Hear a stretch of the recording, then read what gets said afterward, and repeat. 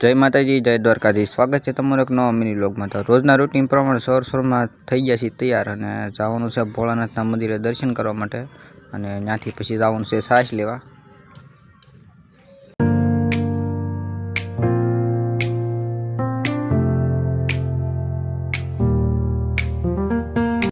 ભોળાનાથે દર્શન કરીને આવતા રહી સીધા ચા પીવા માટે, કેમ કે આજે તો આપણે કંઈ નાસ્તો કરવાનો હતો નહીં, કેમ કે આજે શ્રાવણીયો સોમવાર હતો એટલે તો અત્યારે આપણે રેલા હતા એટલે ચા પીએ છીએ। અત્યારે ચા પીને જોયું તો સવારમાં અમારા મીનુભાઈ આવી ગયા હતા નાસ્તો કરવા માટે। તો અત્યારે જોઈ ખાટલા હેઠે ગળી ગયા છે। વાડી આવીને મારા પપ્પાએ ચડાવી દીધો ખંભે પગ, કેમ કે એને છાંટવા જવાનું હતું દવા રોપમાં। મારા પપ્પા દવા છાંટવા વહી ગયા હતા એટલે અત્યારે જો અમારે નિરણ વાઢવા જવાનું હતું। તો સવારમાં જો દાંતડું પકડી લીધું છે અને આપણે આ પાછલા ભાગમાં આપણે નિરણ વાઢવા જવાની છે। તો જો જાય છે એ બાજુ।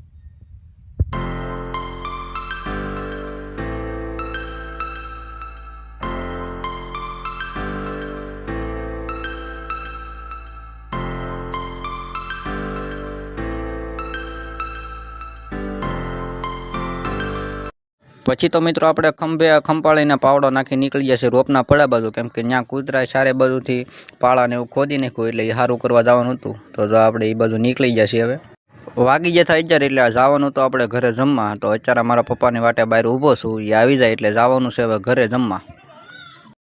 તો મિત્રો ઘરે આવીને જોયું તો અત્યારે મહેમાન આવેલા હતા એટલે પાવભાજીનો પ્રોગ્રામ રાખેલો હતો।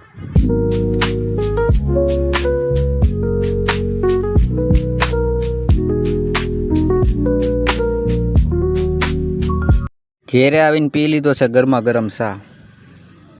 વાગી જતા છ એટલે અત્યારે આપણે પાછા વાડીએ વીએવા છીએ અને મારા પપ્પા નિરણ વાટતા હતા તો અત્યારે તો ત્યાં લેવા જવાની હતી।